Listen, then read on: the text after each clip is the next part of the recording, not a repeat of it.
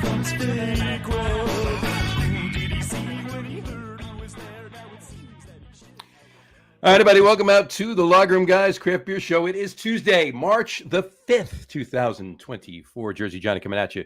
With me, as always, is none other than Mr. Beer Samurai. Say hello, Mr. Samurai. No. Say hello. No, I'm eating these. These are good. What are you eating? What is that you're eating today? I'm eating these. They're basically cheese doodles. Simply Cheese Puffs. So Well, they're much better. What I like about the Simply line that I guess this is the Lay's company, right? Mhm. Yeah, Lay's company that they put out is there's no MSG in these things. no missing. There's no Madison Square Garden in those. Nope. No. None whatsoever. No. I mean, there's plenty of air in the bag to fit it. Oh, hell yeah. Right. But no, I'm one of those people that have the MSG sensitivity. Right. So a bag like this would give me a major migraine. I hear you. I But got you. these don't, and they're quite flavorful. Yeah, well, I actually picked up a bag. Well, why are you eating them before I say what I'm going to say? Oh, it's National Cheese Doodle Day, of course. Happy National Cheese Doodle Day, folks. I have a bag of Utz, Oots, Utes, the two Utes. Does anybody know how it's pronounced? I think it's Oots. Oops. I think it's Oots, like OOTS. I think it's Oots, yeah. But I just looked on the ingredients here. There's no MSG in these either, ironically. No, it's Utz. It's Utz? Yep. All right. I just Well, these looked are it up. It's pronounced Utz. Those are Utz. So, well, hold on. Cheers. Cheers. Cheers. Cheers. Happy National Cheese Doodle Day. These are good. These are actually really good. So today's show will just be John and I eating cheese doodles. That's it. Just tune in to see us eat cheese doodles. We've actually had 2 people log on already, and they're gone. Yeah. So, no, we had a guest scheduled for today. In all fairness to him, it wasn't 100% confirmed, but he did have something he had to do that was personal and much more important than drinking beer with us on the show. So we're going to get him on a later show. But tonight you get the 2 of us eating cheese doodles. Eating cheese doodles. And drinking some beer too. We're going to talk about a few things. And anybody listening or watching, well, if you're listening after the fact, you can't do this, right? But if you're watching live now, Actually, I think I picked a good beer to pair my cheese doodles with. I'm sorry, I interrupted you. Keep going. I was just going to say, if you're watching this live, right? Comment in all you want. Comments, questions, talk to us. Be part of the show. I mean, when we do these, just the 2 of us shows, I mean, we Dave and I are usually not ever for a loss of words. So Usually, but usually not. But and we did ask our drinking circle for ideas for the show. We were going to call it a request show. mm-hmm. They were not very forthcoming with some of the requests for us things for us No. to talk about. I think one of the requests was that we shut up. That was one of them. That was one of the requests. And we had that'd be even more boring than just watching us eat cheese doodles. It would be. We asked them for suggestions for the top 3 list too. We got some. The first one was top 3 favorite exercises. That was not that was not the first one. It wasn't the first one. No. Oh no, you're right. It was. Alice was the first one, right?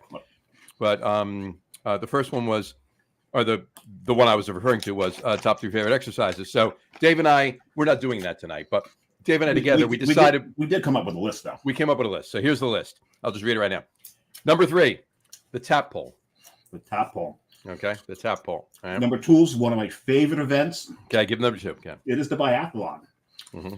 Tell us about the biathlon. The biathlon is the can curl, followed by the mug lift. The mug lift, right? So it's the biathlon of sporting events that we put in at number 2, and the number 1 that we both agree on is what we're doing right now. Sitting. Right, exactly. And don't fool yourself. At our age, it's actually quite a feat. You know what? I often say this. I think I might have said it before on the show, but you've heard it before. The older you get, the more injured you are when you wake up in the morning. You can go to bed perfectly healthy, wake up injured. And you know what my favorite childhood memory is, John? What's that? Everything not hurting. Oh, yes. Yeah. Exactly. That's always a good one. So anyway, like I said, comments, questions, suggestions for future shows, whatever. Bring 'em in. Complaints, ridicule. Complaints. We'll take it. Complaints. We'll do them all. So anyway, also Just no spam. we Unless it's this kind of spam. yes, we want that. With that spam, fine. Please send us some spam. Exactly. Dave also did some digging. One of our faithful told us it's actually National Absinthe Day. Yep. This was on the calendar, but one of our friends did mention that it is National Absinthe Day. I don't know that I've ever had it. I have. I've had it. I haven't had absinthe on its own. I've had it in cocktails. Okay. Could I pick it out? I'm sure I couldn't, right? But I've had it. Wasn't like just an absinthe cocktail, right? It was a drop of it or a whatever, So, but I have had it before. I know that in cocktails, but I haven't had absinthe on its own. Now, real absinthe is illegal in this country. It's illegal. It's illegal. So we had a little conversation about. Well, I said the only compelling thing about absinthe at this point is, does it make you throw up or not? And everyone says, "Oh, I love it." But I want to know. I wonder how many of them have actually had real absinthe. Right. Now, as you've heard, I'm going to Prague in April. They have absinthe bars there. He's going to have absinthe, and he's going to report back. Maybe. Yeah. Well, we'll see how brave I am. Depends on what happens.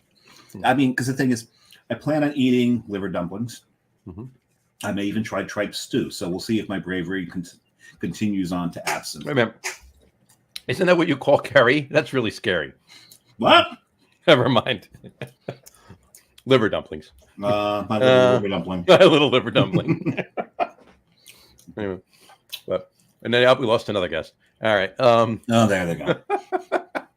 Anyway, that's an open. Anyway, no, to continue after that, it is also something the two of us may be doing later. Dave definitely usually does towards the end. Oh, yeah, usually. Happy National Potty Dance Day. Now, the thing is, when I'm doing potty dance on the show, most of you can't see it because this is my potty dance.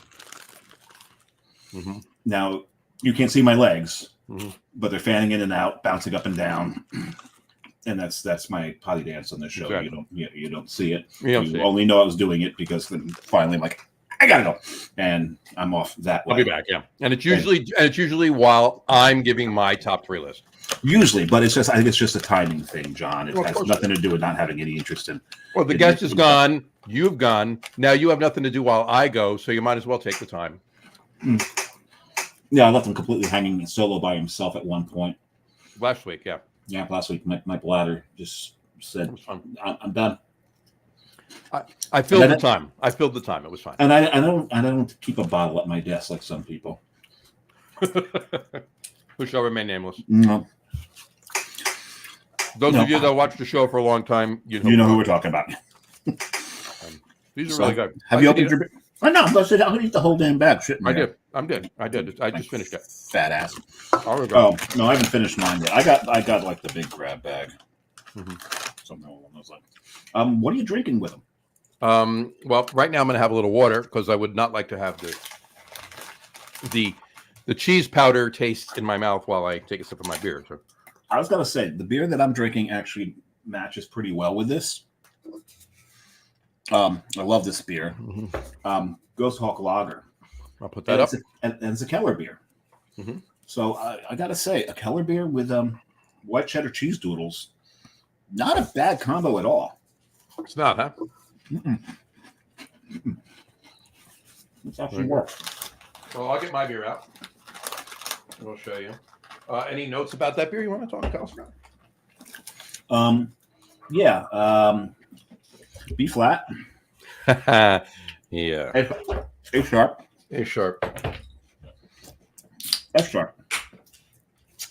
Any tasting notes you want to tell us about? It's good. Good tasting note. Good. Well done. I like that. That's impressive. Es ist gut. Es ist gut. You're going to keep talking German until you go, just so you have everything down, right? Actually, I'm starting to text in German. Of course, the recipients have no idea what the hell you're saying. No, because I text Carrie. I pointed like she's over here. She's actually out. But I text Carrie in German all the time. I'll talk to her in German. It give us both practice listening to it and speaking it. Right. like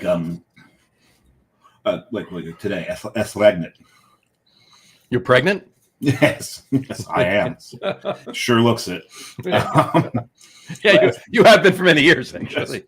Eslagnet means elephants have nothing on you. It just means it's raining. Right. Right. And Heute Morgen. Walter Morgan? Walter Morgan. I'm doing this wrong. I actually was on a fire department with Walter Morgan. That's why. Ist es sehr windig heute Morgen? Which is, I don't know past tense yet, so that's it's very windy this morning. Yes, windish. Yeah. I do a couple of those words there. I can hold on. We'll mute him while he coughs. Cough away, Dave. I've muted you. There you go. All right, get it all out. Get it all out. You good? All right, there you go. So what that was? You inhaled a cheese doodle. No. That was because cheese doodles are like this puff corn. Right. It's puff corn. Beer hits puff corn and foams. And the foam came right back up my esophagus. Hence why I finished the bag, so I didn't have another one while I was drinking the beer. And I had some water. Oof, that was fun. There we go. That was fun. All right. For my first beer, I'm also having a Keller beer. Very nice. But it is an amber Keller beer from Treehouse, and I love the artwork on Treehouse's can. That is they have beautiful work. But that is a remote location. It's called Remote. Yeah, it's an amber Keller beer, 5%. And here it is in my favorite Massachusetts brewery glass. There we go. Nice. Yep. So cheers. Yeah, cheers. Yours is or Prost.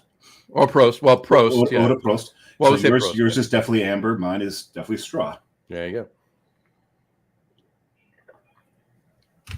go. Oh, that's good. That's very good. Yes. Das ist lecker. Das ist gut. Lecker means delicious. Does it now? Yes, it does. Wow. So, all right. So we're drinking our first beer. So their liquor is less lecker. We're liquoring up, as they say. Anybody have any questions? We see a few people have tuned in. By all means, question in, please. Somebody on Facebook. There's somebody on Facebook and X. A couple people on Twitch. Please write in. We do have a few things to talk about, though. Mm-hmm. Right? Do we? We do have a few things. Wait a second. Did we prepare for this show? Oh, no. We have a few things to talk about. Oh, okay. No. Yeah. We're not Did going to sit here and wait for comments and questions. Wait a second. Did I miss the prep meeting? You did. You did. But I filled you in via a text in Swahili. Oh, excellent. Yes, please read that. I had Matt translate it for me. Yeah, Matt translated for you. Hold on. Let me see if I can find this. There you go. Oh, geez. You know what? Back to our humble roots. Just you and I. Sirens outside. It's a beautiful thing. I'm trying to figure out if that diacritical mark is a pop or a click. I'm not quite sure. I think it's a pop. Okay, hold on. Am I right? I think so. Hold on. I'm just talking to fill in these awkward. I really don't think that that's the one that has pops and clicks. Oh, it's not? No. Okay, so Tutasubiri Mifuluzu. Let me see. How does Tutasubiri Mifuluzu. Mifululizu. Matt, if you're watching, please tell us what. Please. Yeah. Hello. Tutasubiri Mifululizu. Please tell us what that means. Oh, Dave can, but tell everybody else, or at least correct Dave on his pronunciation. I said it wrong. Tutasubiri Maswali. I put it's the wrong word. It's Tutasubiri Maswali. Okay. So yeah, if Matt's listening, he can hopefully translate that if I said it right. Maswali. Tutasubiri Maswali. Tutasubiri Maswali. Tutasubiri Maswali. There you go. All right. Tutasubiri Maswali. All right. So that's what John sent me as far as prep for the show. Mm-hmm. So I finally looked that up, finally figured out what it means, and it says we will wait for questions. We will wait for questions. So we're just going to sit here and wait for questions. There you go. This will be enthralling. That's it. Anyway. We do have things to talk about. No. So let's talk about this first. Let's talk about I'm gonna get into too much beer news today, because in a couple of weeks we will have on a guest that we want to get into a lot of beer news with. So that could only that's either one of two people. There's only two people that we do beer news with for the most part. Right. So if you know that, wait a second. What side of the northern border is this person on? Where is the northern border? The northern border of our country. Which the side of the northern border? South of the northern border. Okay, so I know which one it is. Right. Mm-hmm.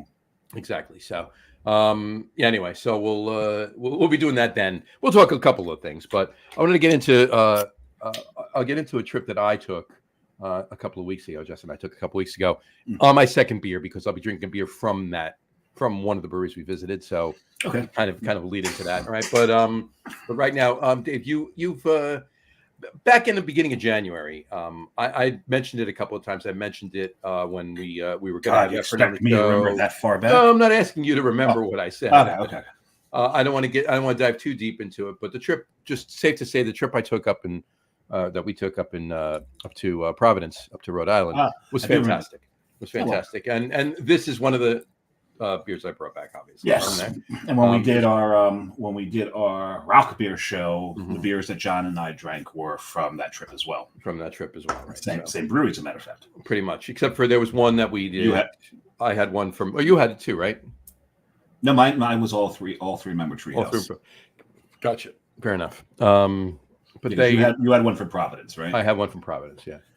But they were fantastic, and as luck would have it, I was just going through some beer the other day in the quote unquote cellar, right, and came across the fact that the Keller cellar, right. I've realized that I have enough smoke beer, I have enough Rauch beer to do at least another two big smoke beer shows, Rauch beer shows, like now, right? Yeah. So what we decided is, but I don't. Dave doesn't. So I'm going to pepper some Rauch beers throughout some of the upcoming shows, if you will, and I may just do a Rauch beer myself, or my own Rauch beer night, even though Dave doesn't have any or what have you, depending on who's on. So, in any event, that aside, we will be. That's foreshadowing because we will be having one tonight. Well, yes. Oh, we are. I believe we are. Excellent. I can't wait for that. One that I wanted to have on the show weeks ago, but I had to wait for you to get yours. So you're going to pepper some of these in. I'll pepper some of these in. So a lot of them have phenolic acid in them. I see where you went there. Yeah. No, I haven't moved because I'm still right where you are. John and I are still competing in the top beer exercise city. Exactly. Well, we have both decided to take. We're training for the Beer Olympics. We are training for the Beer Olympics, and the number one category is sitting. So yeah, I think we're both doing pretty well. I think we are too. I think you're getting more style points due to the lean, though. The lean helps. It's the Detroit lean. You got to go that. The Detroit lean. Okay. Yeah. I know that. Yeah. I'm just doing. I guess I could do the Bundy. Just put the hand down, but we don't need that. But well, you can't see it, so that's a good thing. Exactly. And furthermore, nobody even knows that you're wearing pants, so I don't know where your hand actually is. So leave it alone. Get it? Leave it alone. Not wearing pants. Exactly.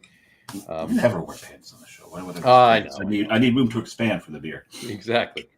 So dad jokes. You did say you had one. No, I'm kidding. No. Well, it's the dad joke portion of the evening. Here we go. So it was raining today. Oh, it was. Right. It was raining. It was nasty outside. And I commuted into the city, and I'm walking through, and this one short girl really with the umbrella really caught my eye. Yeah. I like that. That was funny. Yeah, you know what makes me smile? What makes you smile? The muscles of your mouth. The muscles on my face. Yeah. I saw that one coming. Yeah. You know how I saw that one coming? With your eyes. The optic nerves. Yeah, exactly. All right. These are the jokes, folks. Glad you tuned in. All right. So, how many have we lost now? 17. No, we never had 17 watching in the first place. Let's talk about some real stuff. All right. So, just to foreshadow what we'll be talking about in a couple of weeks, just as a teaser, if you will. There have been some closures, brewery closures. Well, you're just talking Jersey. We're all over. Yeah. Oh, I think you said 3. No. There have been some closures. Oh, yeah, some. It's been my shirt said 3, but I didn't say 3. Oh, there's this damn optic nerves getting in the way again. There you go. So we'll talk about can't get the orc ones work, and also a couple of things that reasons and some discussion on that. We'll get into that and plan on it too, because if you're listening to this, plan on tuning in that night. Hopefully, I'd like you to. We'd like you to, but with questions, because a back and forth on a night like that is actually engaging. Is very yeah. Whatever that meant. Anyway. Exactly. But tonight though, we do want to talk about a couple of trips. Dave, where did you head out to last weekend? Or was it the weekend before? Yeah, I don't remember. Where did I go? I know you were drinking somewhere. Was I drinking somewhere? Oh, last Friday night. Well, this past Friday night I was in New York City, but that's what I'm saying. No, yeah, you were at no. So I was at Haymaker. Haymaker, exactly right. Haymaker. No, this was this past Friday. It wasn't the I said this past Friday. Yeah, no, I actually went to the city to go see this.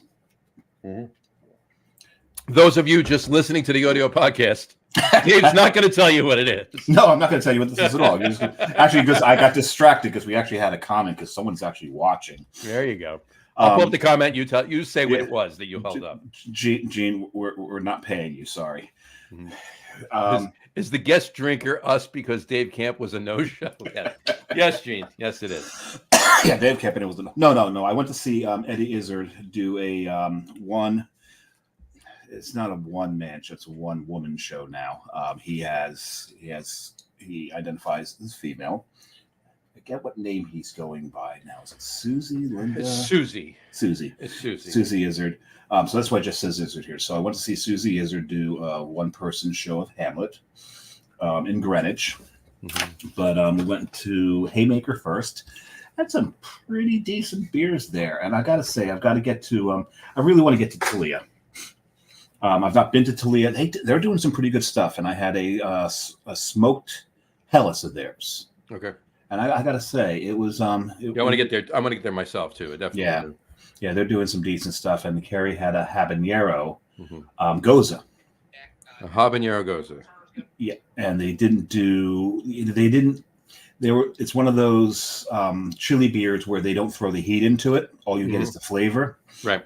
And I love the flavor of habaneros, and that beer was delicious. It was a well-crafted beer. So, but Haymaker is one of those places in New York that if you're in the, that's going to be what, the 30s? The lower 30s. 29th. It's either 29 or 30. Yes, I think it's 29th. Yeah. But if 29th, and it's probably between 7th and 8th or 6th and 7th. 6th and 7th, I think. It's 7th and 8th. 7th and 8th, okay. But the food's really good. I got to say, the food's really, really good there. Mm-hmm. But they've got a really well-curated beer list. I had an Abraxas, a chocolate-salted Abraxas. Chocolate salted Abraxas. I saw you had that. Yes. How was that? It was a chocolate salted Abraxas. So salted chocolate. So salted chocolate. If you like salted chocolate, the beer was fantastic. If you're not a huge fan of salted chocolate, it was exactly what it's supposed to be. Not to say that I loved it, not to say I hated it, but it's like, okay, that's exactly what it's supposed to be. So it was a salted chocolatey Abraxas. Yeah. So very good. And that's what they call it. Right, salted chocolate Abraxas. Exactly. So we're going to say salted chocolate Abraxas another 5 times before we move on. Salted chocolate Abraxas. Yes, salted chocolate Abraxas. Gotcha. All right, we'll cut it at 2. Anyway, I do want to bring this up. You mentioned they had a smoked Hellas, right? Smoked Hellas, smoked lager, smoked Hellas, right? Smoked. The other day, yesterday, as a matter of fact, John Stardomsky, an often guest on the show here, the Brew Guru, posted on This Week in Route Beer and on his craft beer reviews. He had a smoked amber called Financial Masochism. Now, there's a reason a brewery would name it that, because the breweries that brew any kind of Rauch beer are taking a chance that that's going to sit in the tanks for about 6 months to 9 to 12 years. Yeah, you need.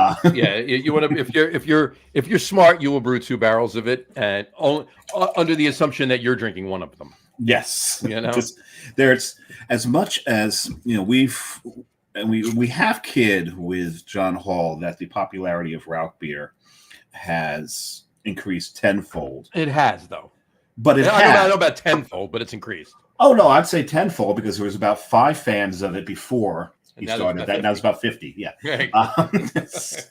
Fair enough. No, there's more than that. Yeah, you and I were 2 of the 5, though. Yes, we were. John was 3, and maybe Dantes was 4, but he's not in this country, so.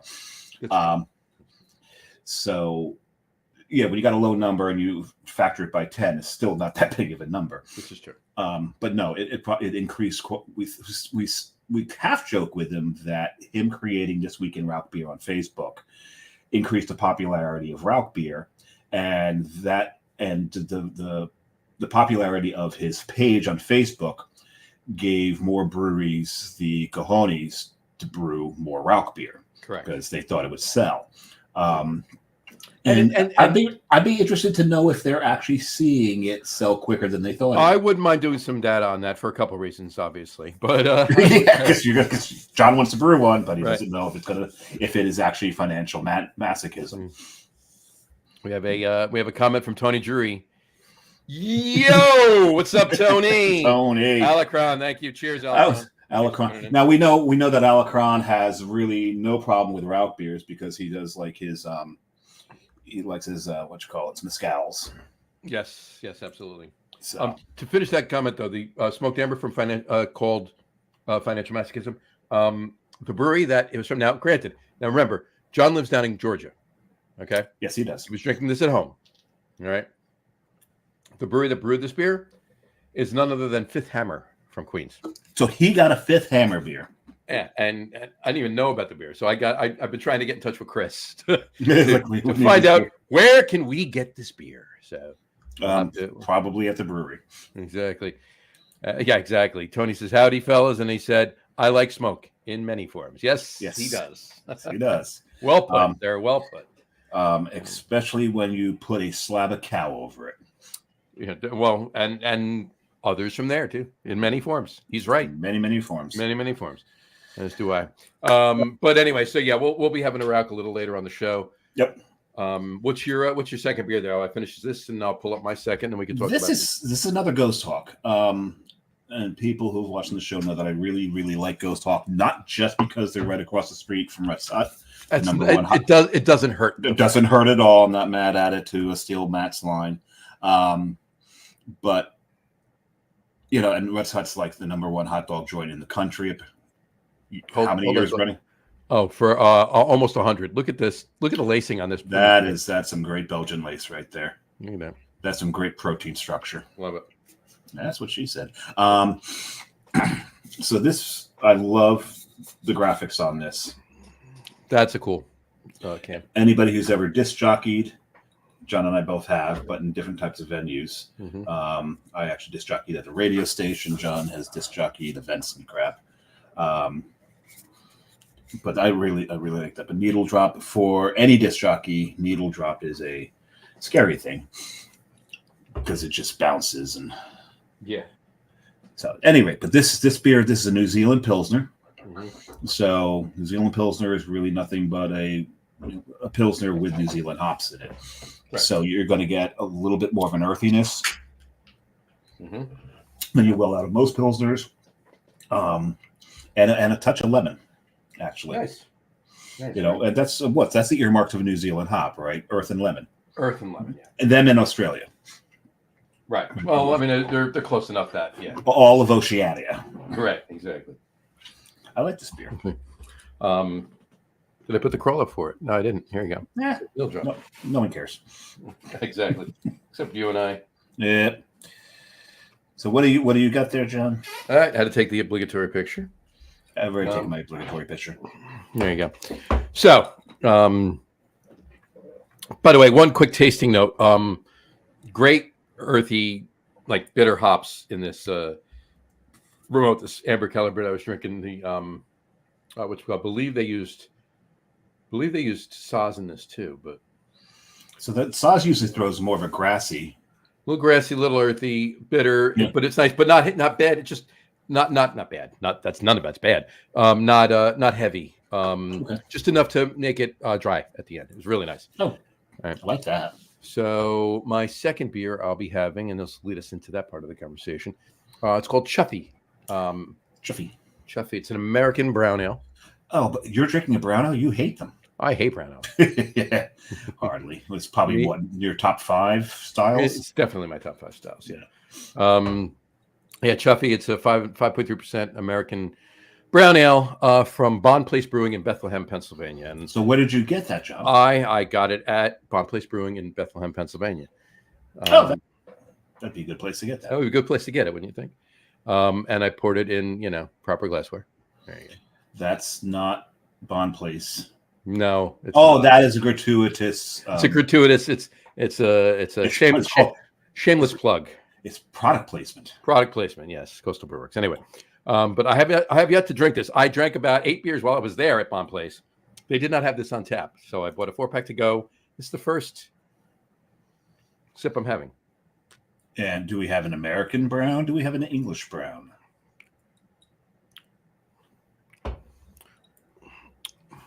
I'm going to say it's leaning English, but I can see the direction. In the top line of the comments on the can, it says, "Our interpretation of a brown ale, brewed with malted and rolled barley, malted wheat." So that's definitely making it softer. Hops, yeast, and water. Enjoy fresh from the can or in your favorite glass. Say out of your favorite glass. It says enjoy out of your favorite glass.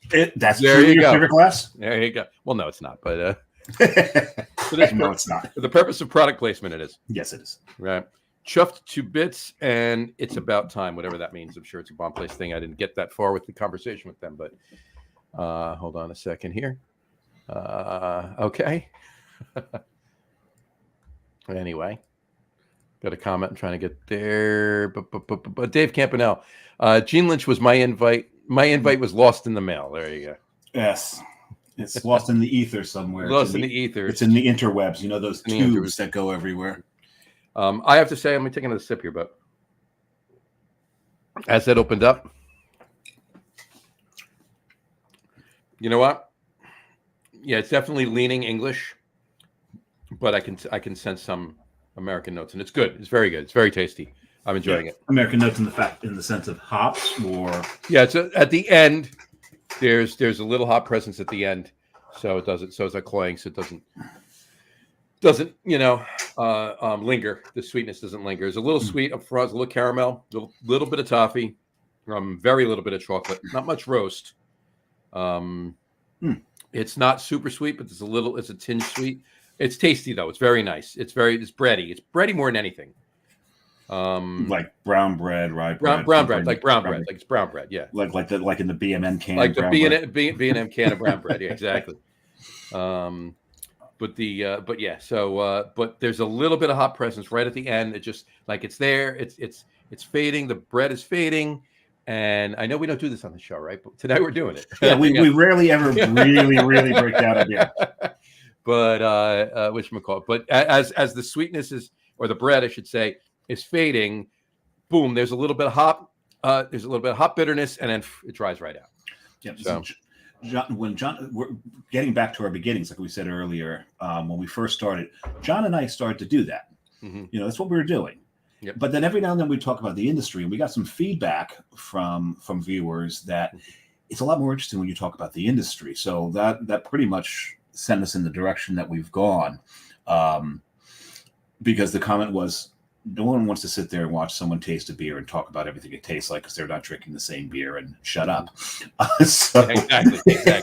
And we agreed with that comment. Like, okay, yeah, you're right. So that's why we concentrate on the industry of craft beer more than anything, and also shenanigans with a touch of malarkey. Exactly. Actually, not a touch, a whole lot of malarkey. So, so I'm not going to do that to my beer. because, to quote one of our friends, just drink your fucking beer. Just drink your fucking beer. That's it. Exactly. So anyway, but this is spot on. So let's talk about that for a minute. So Bond Place. Now we hit a bunch of breweries while we were up there. We hit Lost Tavern. Now I've been to Lost Tavern in the downtown area of Bethlehem before, which the sandwich shop. Lost Tavern. Isn't Lost Tavern in the sandwich shop? It's in the bookstore. What's the one that's in the sandwich shop? I'm not sure. You might be talking about Lost Tavern, but it's actually in a bookstore or it's off to the side of a bookstore. So right, and they have they don't have the sandwich shop anymore. They have like a sushi Asian fusion kind of deal restaurant as part of like they share space. Oh, maybe they just changed their food vendor. They may very well have. Yeah. It's just a tap room for Lost Tavern. Their main brewery is in the next town over in Hellertown. Yep. And so I had that's on the way out to the caverns. Right, it's on the way out to the Lost River Caverns. Lost River Caverns, yes. So ironically, the first thing we did when we got to town was did you go to the caverns? We went to the caverns, yes. Yes. Did a Lost River. The caverns are cool. I like the caverns. They're very cool. They're very cool. Looked at all the stalactites and stalagmites. And how do you remember the difference? Yeah. I remember it this way. Okay, this is how I remember it. Stalactites and stalagmites. The C in stalactites, ceiling. The G in stalagmites, ground. That's a good way to do it. The way I do it, stalactites. I take the T, top. Mm-hmm. Well, that's and that's how they said. The woman there, she was given. I've heard this before too. Stalactites, T. They hang tight to the ceiling. Right? That's another way to do it, I guess. Right? Okay. But I'm going all the way back to grammar school, and the C for ceiling and stalactites, and the G for ground and stalagmites. That's what my science teacher in grammar school taught us, and that stuck, right? And I'd gone to caverns even as a kid, and I went to the Luray Caverns in Virginia. They were big caverns. I mean, you compare them if you've been to the Luray's. Pardon the pun, cavernous. It's very cavernous. Yes, huge. I mean, you're walking in these huge caves. It's huge. They're the best caverns ever. Everyone says so. Yes. Exactly. Anyway, but one of my favorites is no. Never mind. Keep going. Anyway, but I remember even there them saying that too. So this, I guess they got away from that. They don't do that anymore. But in any event, we went to Hellertown. We went to the Lost Tavern there. Great beer. I mean, Lost Tavern makes great beer. Yeah. Went over to. I do like Bond better. You've been to Bond. I've been to Bond, and I've had 4 beers by Bond. Mm-hmm. All of them I ranked over 4. One was a New England Hazy IPA. Mm-hmm. One was American Pale. One was a Session Bitter. But those were all at 4.25. My favorite one, big surprise, was their Simcoe IPA called Nice Time Simcoe. Right, exactly. So I like Lost Tavern makes some really good stuff though. But I think for me, for my taste, Bond just edges them out. Bond edges them out. Yeah, I'm just going back to my check-ins for Bond. We went to Hop Hill after Lost Tavern. I don't know if you've been there. No, I haven't. Good beer, good solid beer. And we actually met. We were actually met the mayor. I won't even say of what town, but the mayor of an eastern Pennsylvania town. Okay, and great guy. We sat and had a few beers with him at Hop Hill. But anyway, then we went to lunch at whatchamacallit? Social Still.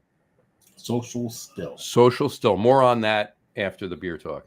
Gotcha. Then we popped to Country Club Brewing, which was literally a half a block away from Social Still, and had a few beers there. And what's funny is I had heard once before of Country Club Brewing, hadn't ever had anything from them, and had forgotten about them until we were actually sitting in Social Still, and we're like, oh, they said Country Club Brewing is like right around the corner. Oh yeah, I heard of that. So we went over there.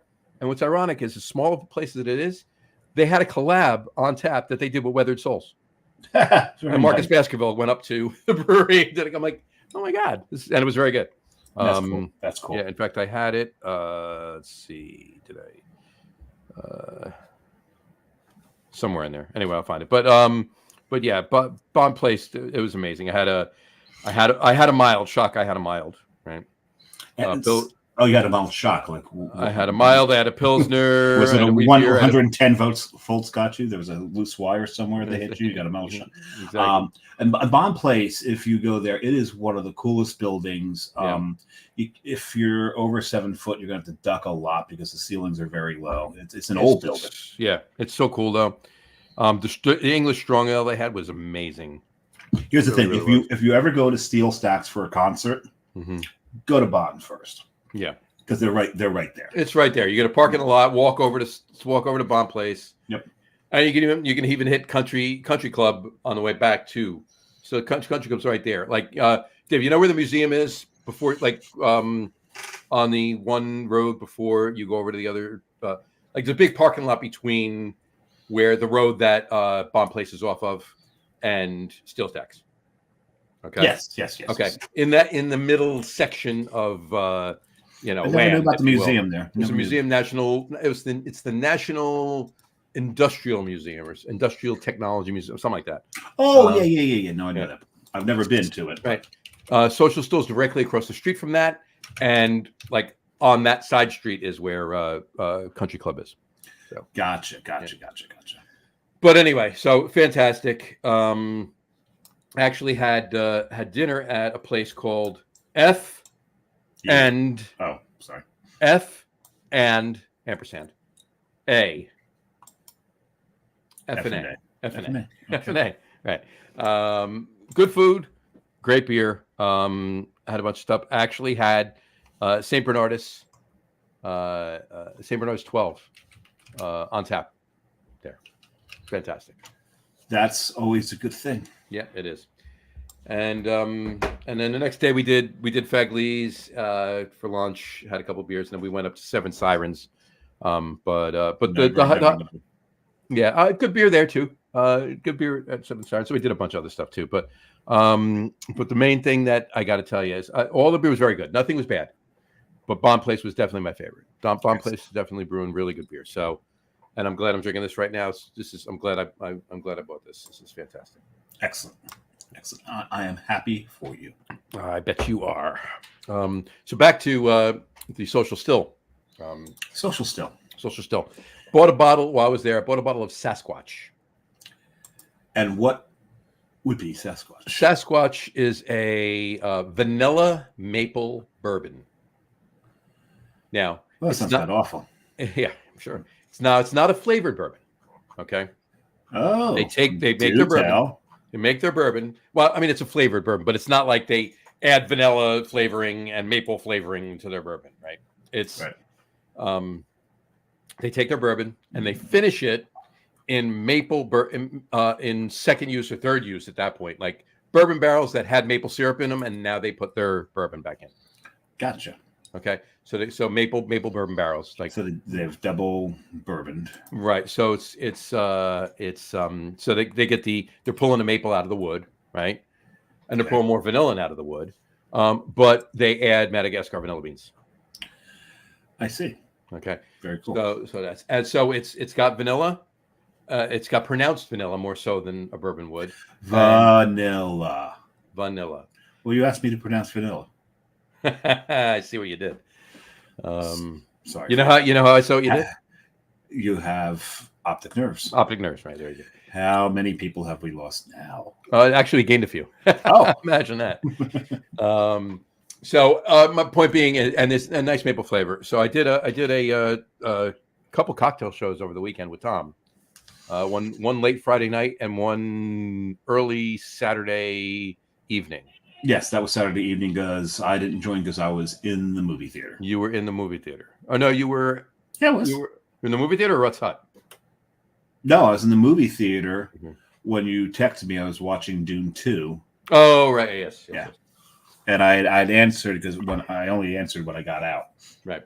Whatchamacallit. So, and I had it on the show. I'd had it a couple times, but the only time I had it before the first show is I had it just straight. I had it neat, if you will. great notes and everything else. No, But I had it. I just want to comment what John just did there. He said I had it straight, then he switched to neat. Because I'm not sure everybody understands the difference between that. When you order something straight, it's shaken over ice, then the ice is strained. That's straight. Right. Neat means just pour it out of the bottle into my face. Right. That's all that means. I was correcting myself because that's all I did. It was in my. I know why you did it because I know you know this. It's just Right. just for those who think that you order something straight that is coming out of the bottle, going to glass, going to you. No, they shake it over ice first. Right. So it's fantastic. If they know what they're doing. I had it with rocks on Friday night, and on Saturday I made my one of my nocinos. So I had my black walnut liqueur with it, so it was pretty good. That would make that would probably make a fabulous Manhattan. That's my next. That's the next one. Tom had a couple of Manhattan inspired cocktails, so they weren't traditional cocktails. Right. He did a Manhattan with I forget. I got to go back and look. It was a chocolate inspired one, and it was something else. They were pretty good. So we did those shows, but more on that. You and I will talk about something Tom and I were talking about possibly doing in the future. But Friday night should I be afraid? No, not at all. Not at all. So there's no potential jail time involved? No, not at all. Okay. A ticket here and there, but no jail time. To Paradise? 2. Yeah, exactly. But there's 3 of us, so one of us one has to stay home every now. We'll rotate. Okay. We'll rotate. Anyway, so but the Friday night show was we did a beer and a bourbon. Beer and a bourbon. All right. One bourbon, one scotch. No scotch, just one bourbon. Oh, okay. That's right, because he doesn't have any scotch right now. No. Because I only have a little left of one bottle of scotch. That's all I have left. I gotta get on it. I haven't bought a bottle in a while. Well, okay. PSA for all of our listeners. Today is March 5th. It is. You got 12 days for St. Patrick's Day. Get your Irish whiskey now. Actually had. Well, more on Irish whiskey in a minute. Let me finish what I'm saying first. Actually, ironically, the beer I had with the bourbon on Friday night, what style you think it was? Was it a barrel aged stout? No. Oh. Was it a smoked beer? No. Was it a beer that's in your hand? Was it this beer? But it was a brown ale. It was a brown ale, right? So, it's not ironic. That's not irony. You need to look up the word irony. You'll use that word a lot. I don't think it means what you think it means. I don't think that word means what you think it means. I love that movie. But yeah. So all in all, the Bethlehem trip was a great trip, and I got to tell anybody that's in North Jersey or anybody within earshot of Jersey, within reasonable driving distance to Bethlehem, Pennsylvania, go. There's a lot of good liquid in more ways than one. There's a couple good wineries too, other distilleries, and there's a lot of fun things to do. Just even not even going to see a concert at Steel Stacks, just walking past all of that, that metal, that ominous metal at Steel Stacks is just amazing. It really is. Yeah, it's it's right next to the casino. Yeah, it's like 6 blocks away from Wind Creek. Yeah, so you've got that. Formerly Sands, but now formerly Sands. But that's on the south side of the river. You get to the north side of the river. That's downtown Bethlehem. Right, exactly. And they've got some neat shops. They've got some really bougie restaurants, and many of them in a good way. Oh yeah. And there's some cool non-bougie restaurants too. Yeah. But the bougie ones, none of them are too bougie. If you will. It's not. It's still Bethlehem. And there's 2 times to go to Bethlehem. If you don't mind crowds so much. One, during Christmas, because they take their name very seriously, and they really, really do it up for Christmas. 100%. And then there's Music Fest. And if you've not been there for Music Fest, it's just there's free concerts going on all the time. Yep. But there's also paid for concerts. They usually get a big headliner every night, and you can get a big mug. You buy a big mug, fill it full of Yingling, and once you've bought that, then you pay hardly anything to refill it with Yingling. Right. And the thing is, you can bring it from year to year to year. Yeah, you can. You can do that. You don't have to buy another one. Just bring it back with you. And then you give it to them, they'll give you the refill price. Mm-hmm. So I think it's something like it's like a 24-ounce mug, and it's like a $3 fill. Yes, something along those lines. It's not bad at all. Yeah, it's don't quote me on that, but I think it's somewhere along those something lines. like that. It might not be exactly that, but something like that. Yeah, something along those lines. It's nuts. You can get really, really, really tanked, but you can see all different types of music there. It's you can go see a jazz trio in one of the auditoriums. Mm-hmm. You can go up to the Steel Stacks music venue, and see a blues band just really, really kicking it. There's the outdoor venue, which is in front of all that impressive steel that's left, and just see bands just having a whole lot of fun. Or you can get into the concert venue itself, pay, and it's not cheap, to see the headliners that are going to be there. So it's a lot of fun, and all this happens on both sides of the river. Yep. It's not just around Steel Stacks. You get up into downtown Bethlehem, and they got stages set up all through town. Throughout the town. Yeah. So, and on another note, not that that's not enough reason, but there's more. But wait, there's more. If you're like me and you enjoy the if you are like you, or if you like you, if you are like me, gotcha. And like last week was National Cigar Day? Yeah, National Cigar Day. So I did the I was almost gonna light the cigar, but I didn't. Anyway, that was if you like cigars, Cigars International is a big place further out in Pennsylvania. They have a store with a lot of product in downtown Bethlehem, and you can smoke in the store, and you can bring it outside and walk around town. It's beautiful. And here's the thing: this is really cool. Now, I like a lot of different kinds of music. There's not that many kinds of music I don't like. There are a few. There's a few for me that I don't particularly appreciate. I can appreciate everything, except for maybe one or two specific songs in certain styles. But we'll leave that. There's that. But anyway. I do ironically, I know, here I go again, using the word ironic. Was it the word of the fucking day? Oddly, I do actually, okay? Dave knows I'm a big prog rock fan. I'm a big, Rush is probably my number one band of all. No, it's not.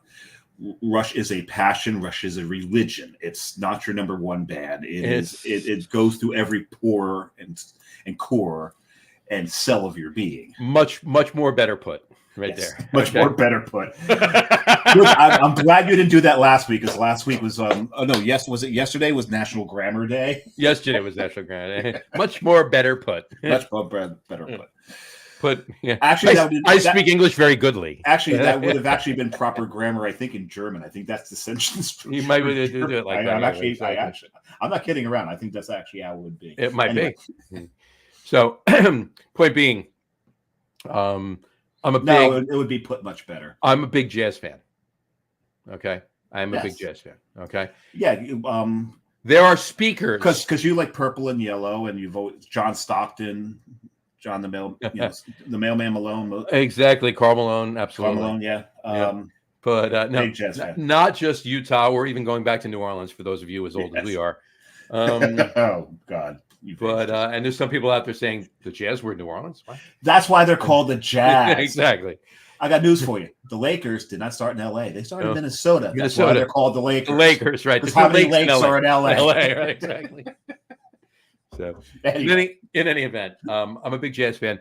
Throughout the downtown area of Bethlehem, there are speakers throughout downtown, standing on soapboxes, talking about politics and audio speakers. Those throughout downtown, like the trees throughout the downtown or whatever, with like lights facing up on them. There's speakers in every single one of those. And as you're walking around downtown, there's jazz playing all over Bethlehem. It's really cool.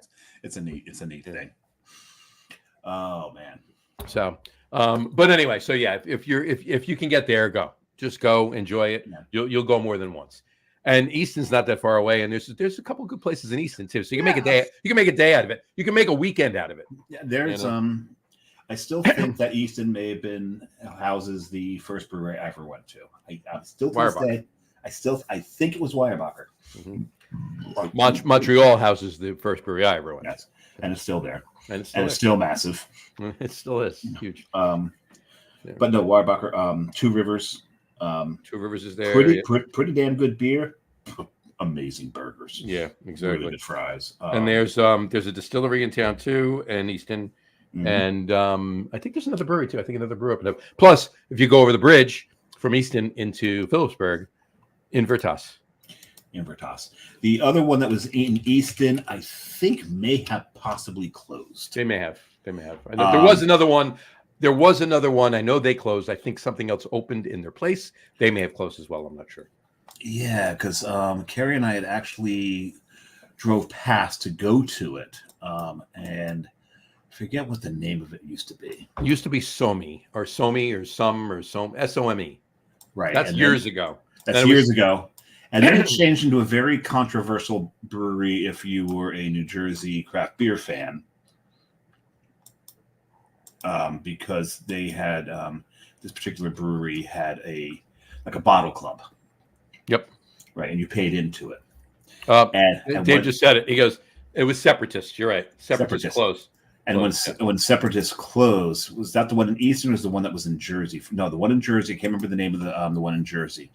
But Separatists, they closed in Jersey, opened in Easton under a different name, and did not honor the bottle club whatsoever. No. And people had paid in for it, and they paid it for the year, and they moved mid-year. So a lot of the people that enjoyed Separatists were really, really, really pissed off. Little perturbed, shall we say? Yes, irked. They were irked. They were certainly irked. Separatists closed. We went looking for it once and pulled up outside where it was, and looked. It was right here. Swear to God, I parked it right here. Right there. It was there. I know it was there. So, but in any event, there's a lot to do right there. Yeah, there really is. Yeah. So go. And you can go from there. And I just want to go out and say, and I've said this before on the show. Hold on, we might have another comment pertaining to that. Yeah, it was the Separatist was in PA. The other one was Two Rivers. Two Rivers is the other one in town. Yeah, the other one in town is Two Rivers. We just talked about that's the one with the great burgers. Great burgers in there. Yeah. Talk about and county seat is the distillery you're talking about. And if you know, I mean, one of my normal glasses that I use on the show for drinking out of is a Two Rivers glass too. So it is. So. I don't remember that. It is. If you look at if you go and look at my article I did on all the brown ales on the Log Room website, every brown ale I poured into my Two Rivers glass. There you go. You're cracking a beer. I got to finish this one. I'm not going to say. I'm not going to say it. I'm just going to pour it because we're drinking the same beer together. We're drinking the same beer, so I'm going to wait for John. It's very possible we're drinking out of the same glass, not the same physical. It's the same logo to glass. You know what? I don't. You didn't. I didn't. You just ruined that whole thing. I can if you give me a minute. It's not going to take you a minute. No, but I gotta go get it and then wash it. That's why I didn't do it at all. See, this is. Don't tell John, but this is my way to win the sitting competition. Exactly. Get him to stand up and go wash a glass. Or I could just, you know what? I can always take myself out of the feed and you can talk for a minute while I wash it. But you can't prove that I did stand up. Oh, you're just gonna roll away in your chair, and I want you to leave your microphone on so we can hear you go down the stairs. Yeah, I actually used it the other day, and it is not clean yet. Okay, I was running. I'm like I can't wash it. I'm not washing it. Okay, so you'll leave me to rep. So you rep it. I'll rep it. And we will. Let me know when you're ready to go with it. Give me another minute because this brown ale is too good to just down the rest of it. I just want to take 2 other sips. Chug. There you go. Not gonna do that. But to finish what I was saying before, though, Dave mentioned that you get the glass for Music Fest, You're walking around with it, and you get your refills of Yingling, right? Yeah. Well, there's other options, but there are other options. There are no other options. There aren't. Yeah. Listen, you're in Pennsylvania. You're drinking Yingling, and all the other stuff tends to be all the rest of the stuff is big beer. Sure. Yeah. No. But my point being, which is amazing because there's a lot of really good craft beer in Pennsylvania, and there's a lot of really great craft beer in Bethlehem. Why they don't involve that is beyond. I don't know. Yeah, they really need to get them involved. But in any event. My point is, and I've said this before on the show, and if you haven't heard it, though, I'll say it again right now. If you have not gone out, even just once, just once, you owe it to yourself. Go out to Yingling. It's in Pottsville, Pennsylvania. All right. It's Pottsville, yeah. Okay. It's about an hour, maybe a little less than an hour west of Bethlehem. Mm-hmm. So maybe 45 minutes, 50 minutes, no traffic. The bulk of that is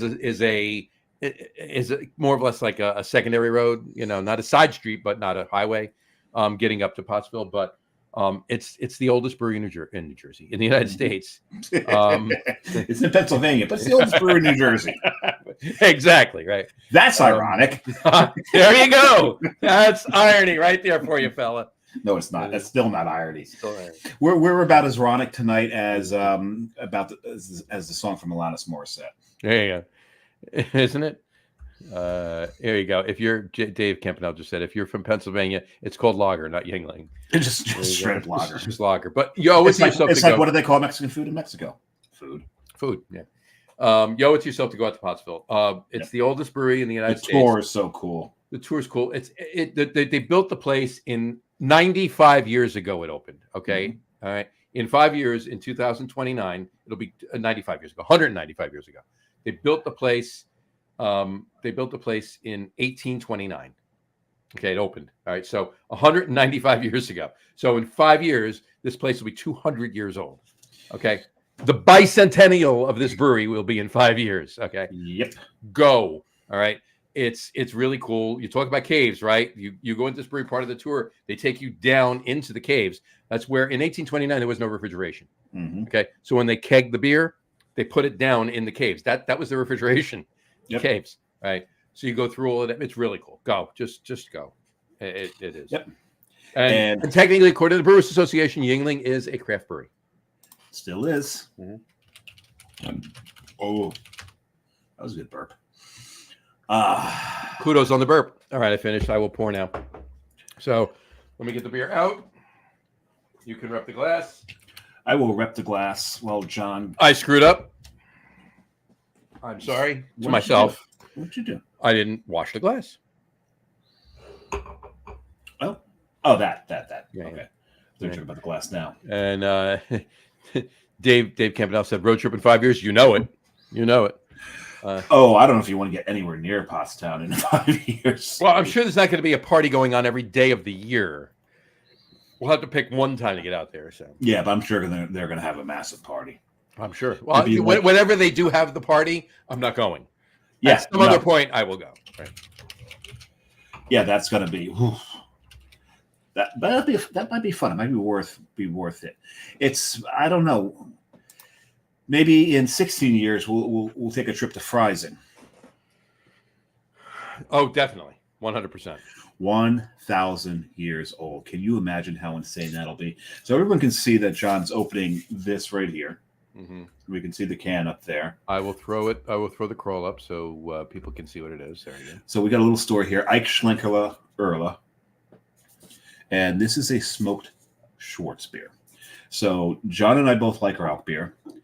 And dark lagers are right at the top of our list of styles. That's definitely Tomave Pivo is definitely my number one.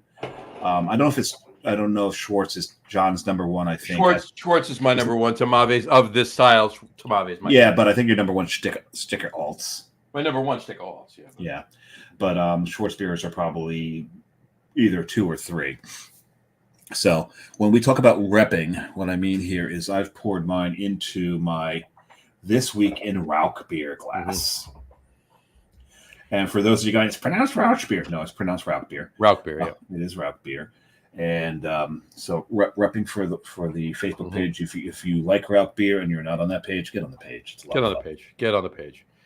Get on the page and get the glass and the hat and the pin and the shirt. And the hat and the pin and the shirt and right. anything else. Anything else to support John Hall financially. I poured mine. I felt like because I felt like I had to pour it in my Tiku. Because it was clean. Because it was clean and it's cool looking. And I drank on the show. I drank a Rauk out of this, and it actually it opened up nice, and the flavors kind of the way the glass is shaped. So, but anyway, so yes, so Roast. Roast. There you go. Oh my God. Oh, I need more of this. I haven't taken a sip yet. I need more of this. You got 2. I got 1. I just need a moment. Just yeah. Give us a minute. Holy hell! This is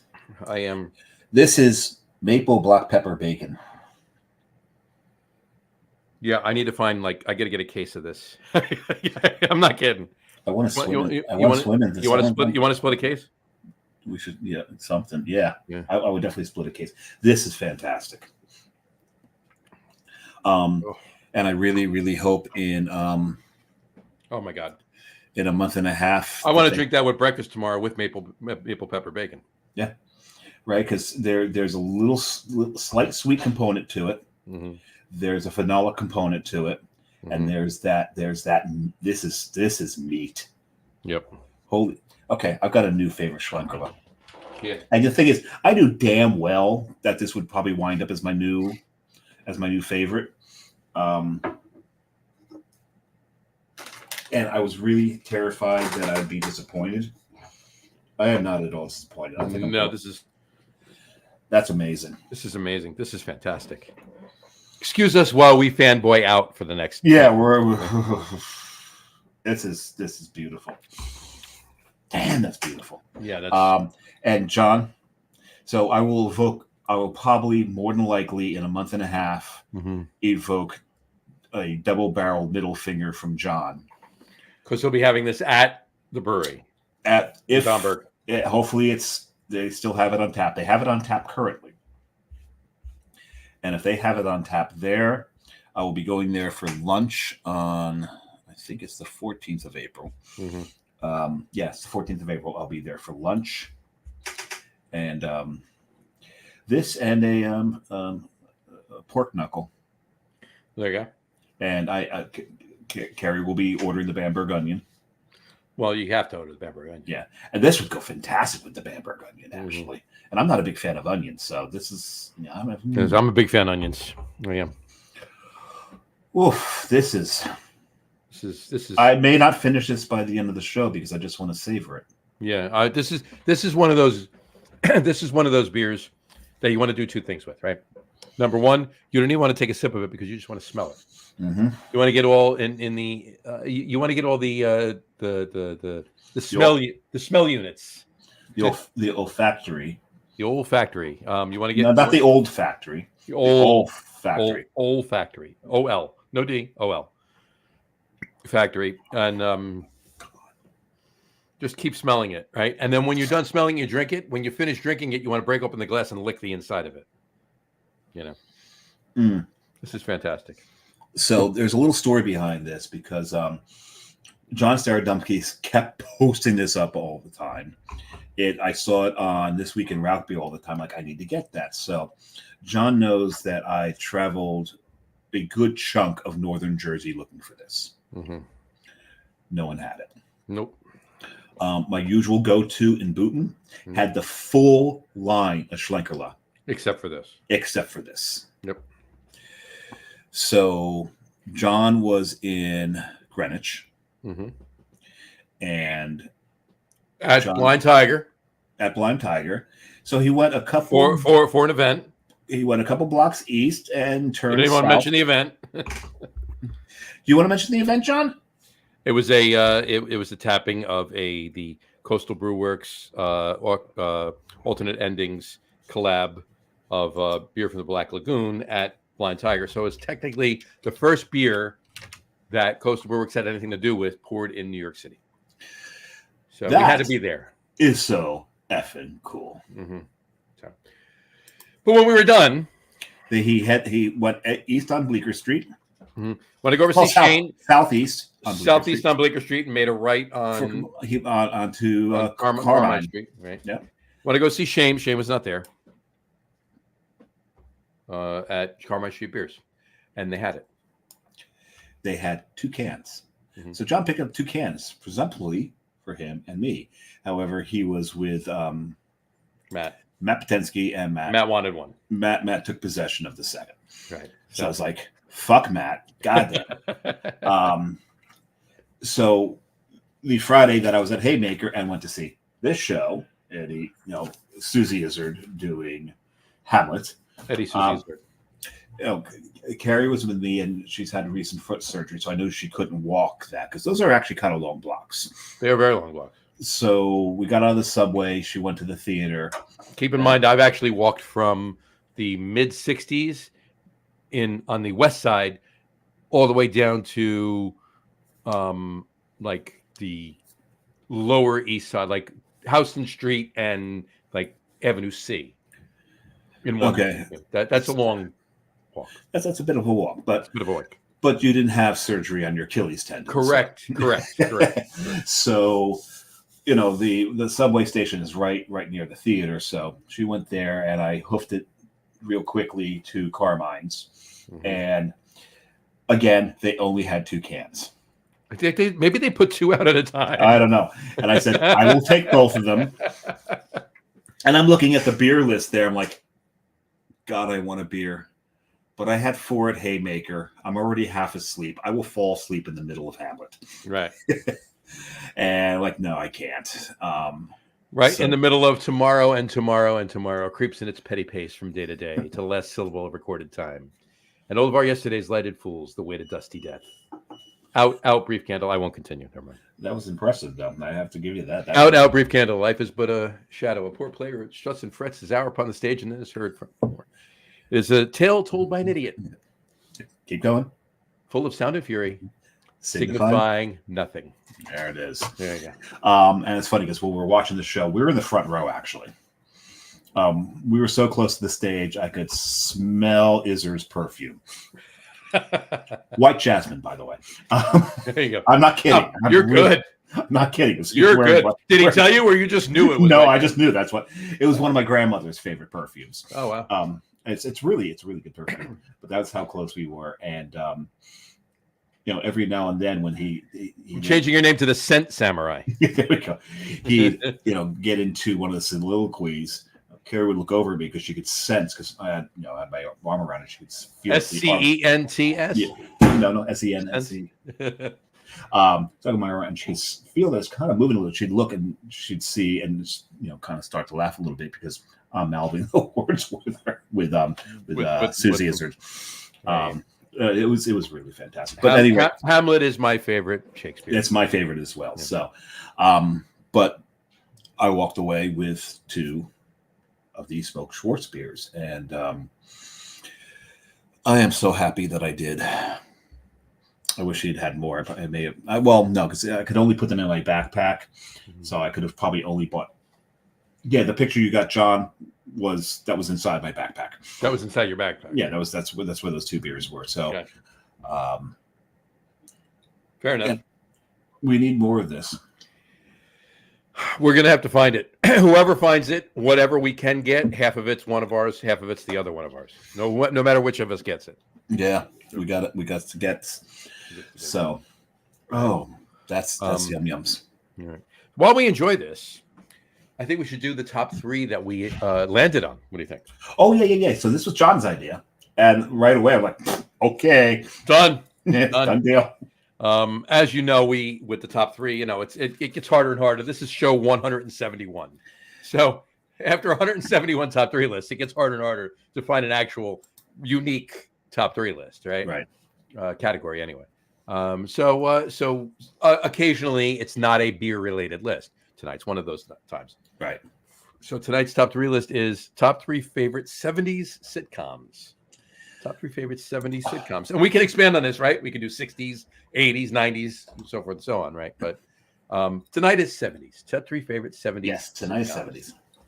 So, Dave, kick it off for us. I'm probably going to destroy everything that John's going to come up Well, with. which is why I see. I have a longer list. Number one's my number one. My number one, my number one will never change. And my number one's my number one. And if we have the same number one, so be it. But I will adjust my honorable mentions if need be, and my 3 and 2 based on Dave's. Don't do that. Just put out whatever you want. Fair enough. I will put this up front. There are 2 sitcoms from the 70s that were groundbreaking and 2 of the greatest sitcoms that have ever been filmed. Ever, as far as I'm concerned. And they're as great as you say they are, they're both your honorable mentions, right? No. One of them is my number one. All right. One of them is an honorable mention. And the reason being is you're talking about the 70s. John and I weren't even teenagers yet. So one of them, I didn't quite get how important this sitcom was as a kid. Right. And I'm talking about All in the Family. That's your number one. You're just saying number one. Right? No, it's not my number one at all. Oh, this is your honorable mention. This is an honorable mention because it's not on my list because I didn't get it at the time. I didn't, because the thing is, when you're that young, you don't understand racism. You don't understand sex. You don't understand any of these things. So you don't understand how brave this show was to portray an Archie Bunker character. Right. And the bravery of Carol O'Connor to play that role, to say, yeah, I'll do this. That's one of the, I still to this day think it's the most important sitcom that was ever written. But I'm going with my top 3 that were my 3 favorite to watch when I was a kid, when they were out. Okay. So when we do that, that puts me at, and I'll give my honorable mentions after you, John, if they're not mentioned. Only if they're not mentioned, but I know one of them will be. But you already have one honorable mention. That's All in the Family. Yes, that's All in the Family. So number 3, What's Happening? I absolutely love Hey, Hey, Hey. This theme song to this day. And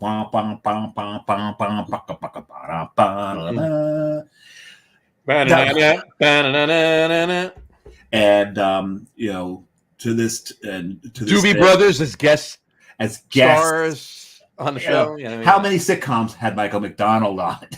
Right? Take it to the street.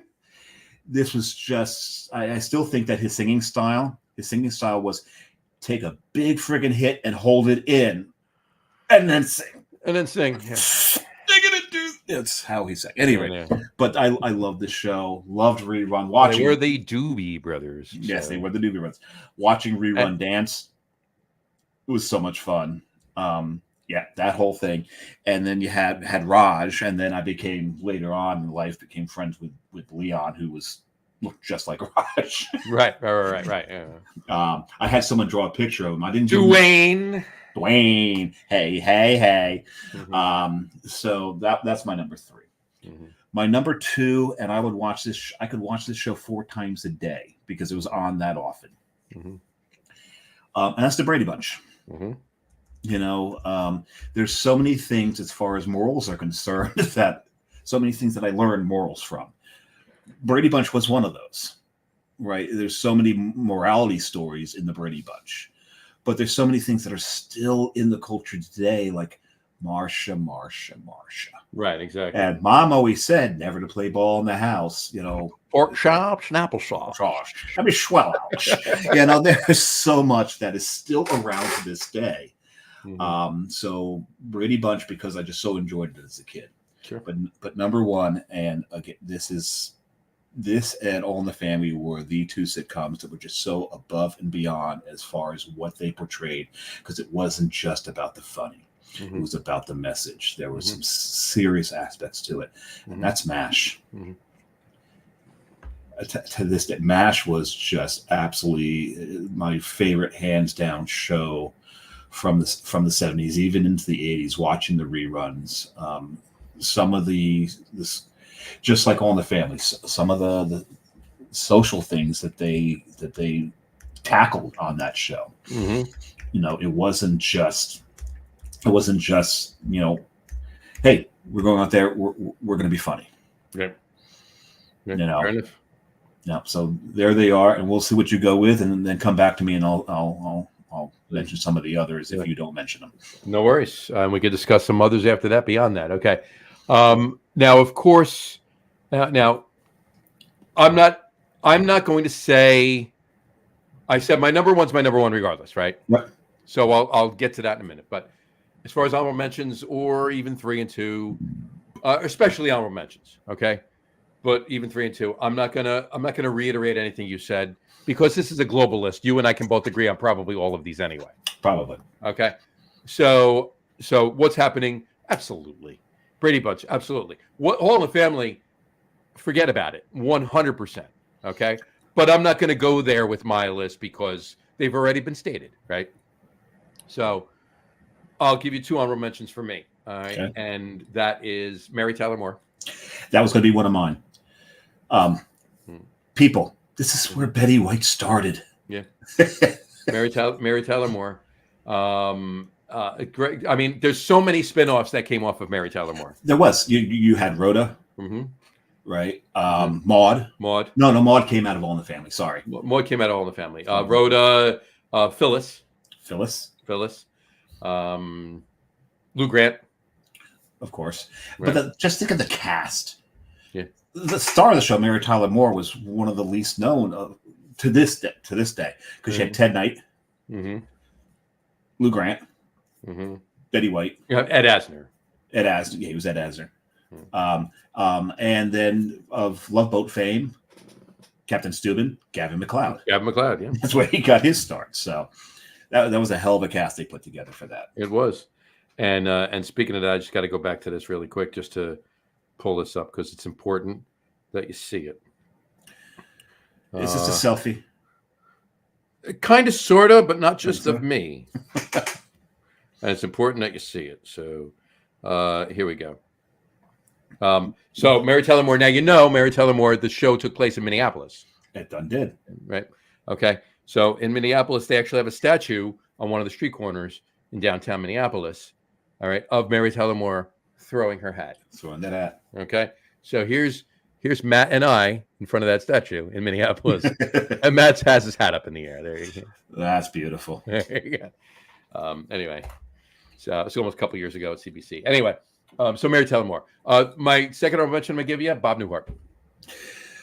It's funny because as I get older, I start to identify more with Bob Newhart, especially the fact that he did calisthenics before going to bed every day, which I should probably do, and maybe I won't be in so much pain all the time. Right. Exactly. You know what? You talk about that. It's not a bad idea, actually. Not a bad idea. Let me try that tonight and just see how.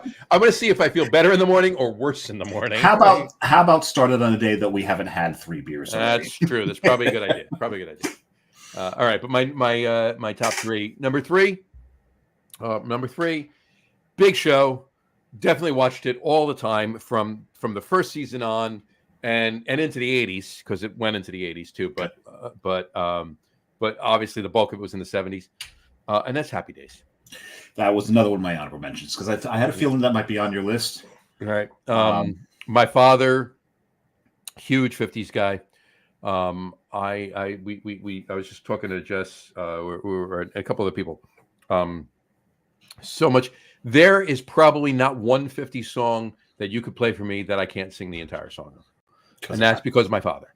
And yes, of course. All right. The jukebox in his basement. Saturday nights, even if we ate dinner at home, we went out for a ride in the car to listen to the Saturday Night Sock Hop on the radio. All right.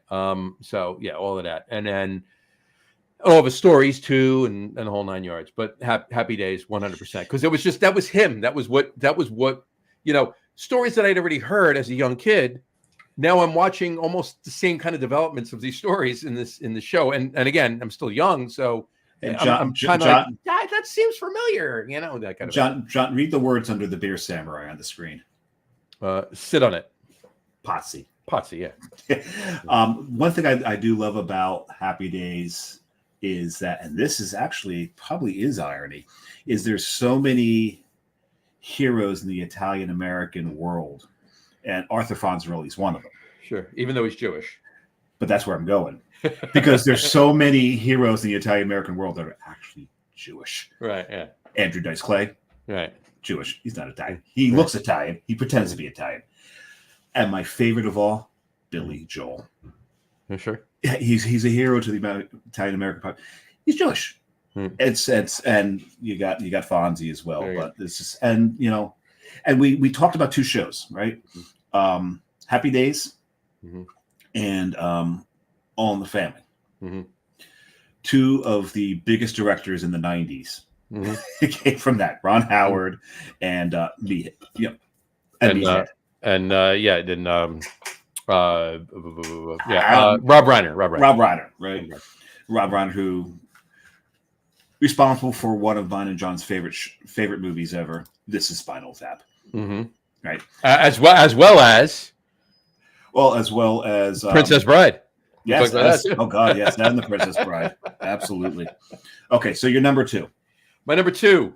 And this is just this show started in the 60s and finished in the 70s, but it was more in the 70s.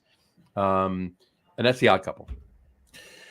The Odd Couple, not even an honorable mention for me because I didn't really watch it that much. I watched it all the time. And again, this is, a lot of these, especially earlier on in the 70s, these were a lot of shows that I watched with my parents, mainly my father, but, and my mother too, but a lot with my father.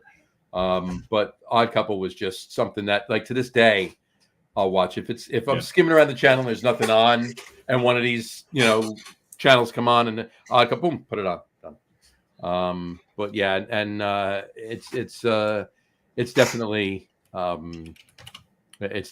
my number 2. And those are close too. Happy Days and Odd Couple, those are a close 2 and 3. You could flip flop them. You can make Odd Couple 3 and Happy Days 2. Happy Days, I'm almost set as my number 3. But I'm like, no, so I've got a guess for your number 1. What's it's in the private chat. No, I'm going to talk about that in a minute, though. Oh, it is? Okay. No. I told you my number 1 is my number 1 regardless. And the thing is, the fact that you didn't mention it as an honorable mention tells me what it is now. Go ahead. No, it's not. Well, what? Oh. All right. I told you it was in the private chat, wasn't, and you just said. But there's another one that I think it is. It also has 4 letters. Did you mention it? It may have been my number 1. It was my number 1. Because when you brought this up, I'm like, John's either going to be MASH or WKRP. Yeah. No, it's MASH. MASH by far, 100%. It is one of my favorite sitcoms of all time. I could watch that to this day, and I've seen every episode a million times. Hey, look, in high school. When the final episode of MASH, it was in February. I believe it was, if I recall, it was February 28th, 1983. It was February 83, but I believe it was the 28th. The 28th? That was 28th. Pretty sure it was February 28th, 1983. It was February 83. I could be wrong on the 28th, but I think it was the 28th. But in any event, that was the talk in school all day. You watching MASH tonight? You watching the final episode of MASH tonight? Watching the final episode of MASH tonight? John, it was February 28th, 1983. There you go. Here's the thing. At the time when that episode aired, and the name of that was Goodbye, Farewell. Goodbye, Amen. Farewell, Amen. Right. When that episode aired, it was the only time any TV show had outstripped the Super Bowl for ratings. It was the highest. And it held that for a long time. It held it for almost 8 years. The Giants-Bills Super Bowl at the beginning of the Gulf War was the first thing to outrank the final episode of MASH. And if you would watch MASH on a regular basis and you watched that episode and you were not in tears at the end, you were not a MASH fan. It was. When BJ left him a message in case they didn't get back together in this. That was the second time I think I started to cry. The first time was when you realized that it wasn't a chicken. Right. Oh, oof! That was. You're looking at the writers going, "What the fuck?" Yeah. What did you? God damn. Exactly. That was something else. But MASH as a whole, again, like All in the Family, took on themes and social issues that others weren't doing. No. Right? No, they weren't. But that's definitely my number 1. But the one you brought up KRP. Now that's another one that actually every now and then they could get serious.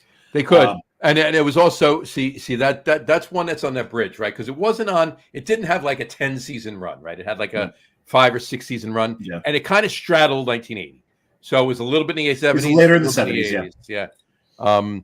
But whatchamacallit, that definitely, for memorable scenes, for memorable episodes, for memorable of course things. And we say them all the time on the show. I wear a friggin' T-shirt on the Thanksgiving week that, as God is my witness, I thought turkeys could fly. Right.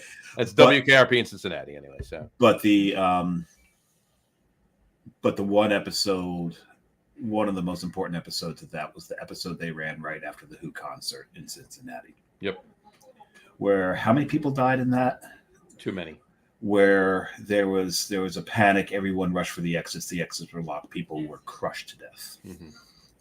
It was, and they did an episode, and they did a damn good job of it. Did a very good job. They handled it perfectly, and nobody was expecting it either. You're watching a show that's all about comedy, like every line is a comedic line, right? You're not expecting this episode by any means. You're not expecting this episode, so so that was they pulled that one out of somewhere. I've got 2 honorable mentions that you didn't mention, John. Go ahead. I'll mention a couple others too, but go ahead. Mork and Mindy. Yeah. Okay, so Mork, the character of Mork, who is Robin Williams, got his start on Happy Days. Right? Mork and Mindy was actually a spin-off of Happy Days. Absolutely was. Laverne and Shirley was. Because not only did Robin Williams get his start on Happy Days, but Mork got his start on Happy Days. Mork was a character on Happy Days and became Mork and Mindy, right? Laverne and Shirley was a spin-off of Happy Days. Yes, Johnny Loves Chachi was a spin-off of Happy Days, right? And Al's Place. And right. Right. But Mork and Mindy is when you really, really got to see the manic genius of Robin Williams in a more mainstream, and he was actually toned down there. And then they made the mistake of bringing in Jonathan Winters because there was interviews with Pam Dauber, who played Mindy, and they asked her, like, well, what was it like to, act with Robin Williams and Jonathan Winters? Her response was, those 2 assholes. And she was dead serious.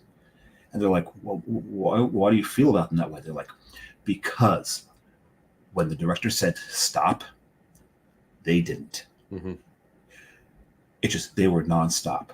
I went home from work every day in pain because you spend all day laughing.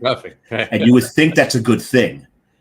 But there's a time where it's just exhausting and it becomes painful because they don't know how to turn it off. They just can't do it. She goes, so maybe assholes isn't the right word, but man, it was painful. But that was a fun show. There were tender moments in that show. There's very funny moments in that show. But another one, and this one was all 70s, and this was straight up 70s. And I loved this show. And there's one major actor that got his start there. Welcome Back, Kotter. That's where Travolta started. And welcome back. Your dreams were your ticket out. And that the pilot was the best because you got to know Vinnie Barbarino. What? What? Where? Who? When? Right? Why? How? So, yeah, and he's just. But my favorite. Barbarino. Barbarino. But my favorite was like Freddie Boom Boom Washington. Why do they call you Boom Boom? Because every now and then I have to go boom boom boom boom boom boom boom. Then there was Epstein, Juan, 15 names Epstein. Right? I can't go through them all. Please excuse Epstein from gym class today. He has a doctor's appointment. Signed, Epstein's mom. And then of course there was Horshack. Right. Horshack. I can't do his voice. No one can. That was such a fun show. I think my favorite part of it is every time they went to go see him, they climbed the fire escape and came in through the window. They came in through the window, yeah. Absolutely. And another 70s sitcom that a major actor comedian got his, I don't want to say start on, because all of these people did stuff before, but it was more minimal. This was like what kicked them off, right? The launch, right? yeah. And that's Soap. Billy Crystal was on Soap, and nobody knew who Billy Crystal was except for maybe people in the acting community, right? No, not at the time. And he just blew up and took off, you know. And it was Soap was not as good a show as any of the ones we've mentioned, but it was a solid show. It was silly as anything. It was silly as anything. And Benson, Robert Guillaume, yeah, he got his start as the butler on Soap and got his own show, Benson, right? Yep. And he played on that show Benson, right. So, but yeah, Billy Crystal on Soap, good show. Another show that really tackled a lot of social issues, but very specific social issues, and that was the state of the Black American community at the time. What they call it was called African American back then. Was Good Times. Good times. Right. Good times. John Amos. Oh God, what a hell of a show. Jimmy Walker. Yeah. Jeanette Dubois. Yeah. Dynamite. And then you had the Jeffersons, which was a spinoff of All in the Family. We're moving on up to this side, to the east side, to a deluxe apartment in the sky. But that's the thing about the 70s. There was so many sitcoms, and as kids, we didn't realize it was a big deal that there were so many black sitcoms. Sanford and Son was another one. I love it. Sanford and Son was a great sitcom. I love Sanford and Son. Oh, it's the big one. I'm coming to Elizabeth, I'm coming to join you. Oh, here's one. Red Fox. You know what his actual last name is? No. Sanford. Well, there you go. There you go. That'll do it. But man, that was such a great show. Loved that show. Taxi. Taxi.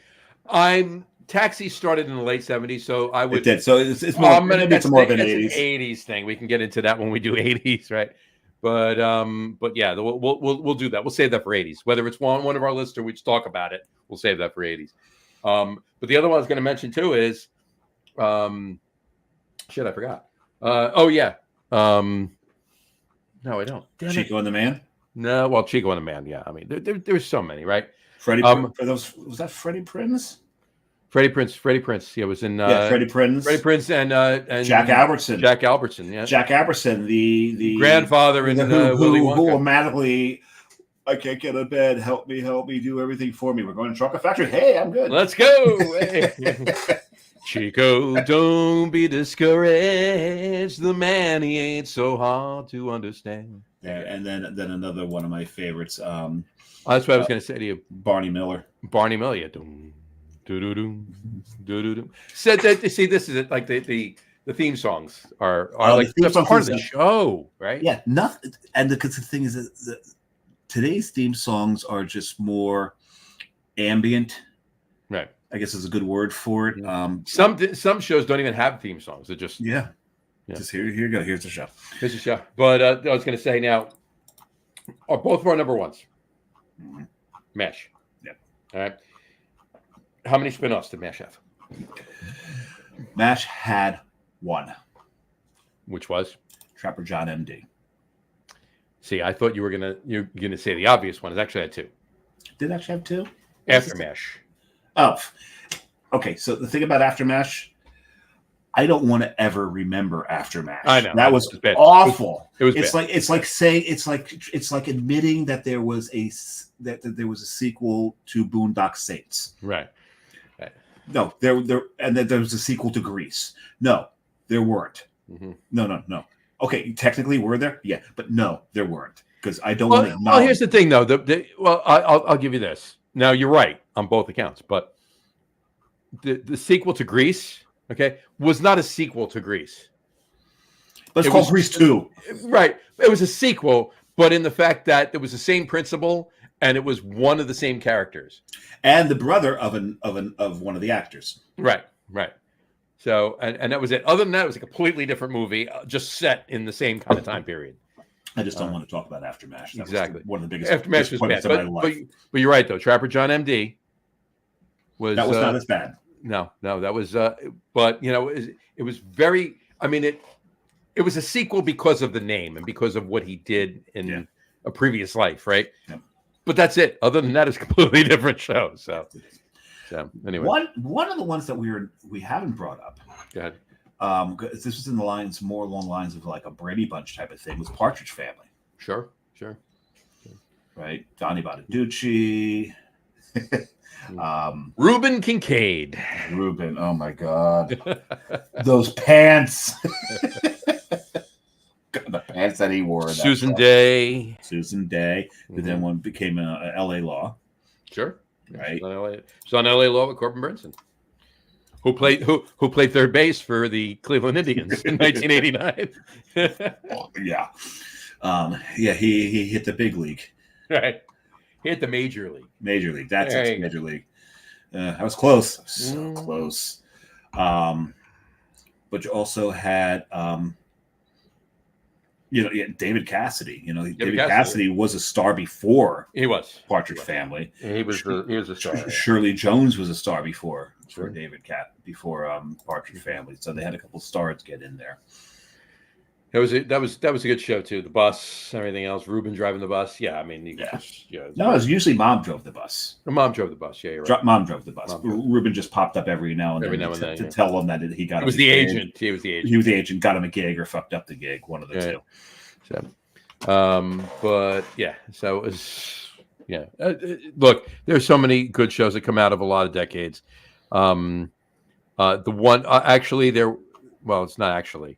There wasn't a spinoff of anything, but I actually had high hopes for this one sitcom, and I don't even think it lasted a full season. It got canceled, and that was after being such a fan of MASH, right? Mm-hmm. McLean Stevenson, landed a new sitcom. Oh God, I remember this. Yeah. Okay, called Hello, Larry. Yeah, that was not a good show. It was not good. It was not a good show. It was not good. It was not good.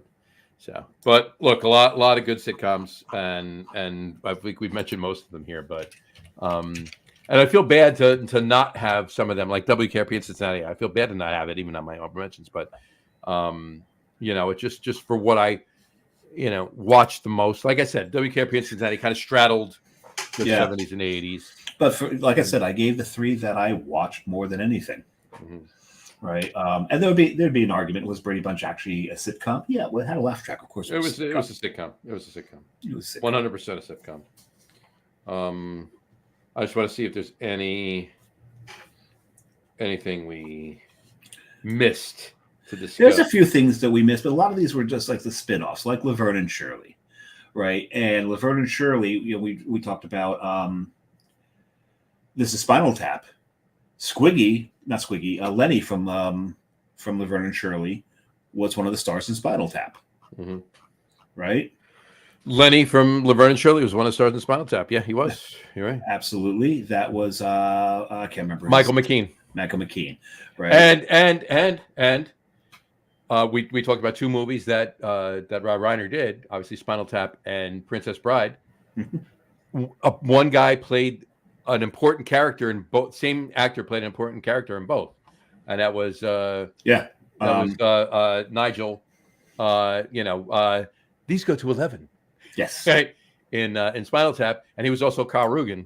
He was. That is what's her Christopher name's Guest. Christopher Guest. What's her name's husband?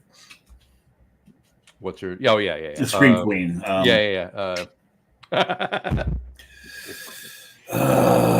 Michael Myers' sister. Trading Spaces. Oh damn. Oh, the train just went by.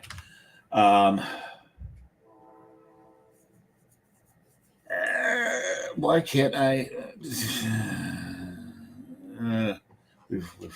We've lost it. I damn it. Here we go. Jamie Lee Curtis. Oh yeah. Whew. Anyway, thank you. All right. Oh, here's one we completely forgot about, John. Mm-hmm. What's that? And I'm going to give you the name of the place they drank. What's that? The Regal Beagle. Oh, Three's Company. Three's And Company. I just actually ordered that T-shirt too. The Regal Beer. Did you? Yeah, that's awesome. Yeah. I've thought about ordering that many times. The thing about that show is there's times I couldn't watch that show because it just became so, to use the term of the day, cringe. Because Jack would get himself into so much trouble, and you knew he'd just try to lie his way out of him and get himself into more trouble. And it just became. There was a time in my life where that just became too stressful for me to try to watch him get out of what he got himself into. Exactly.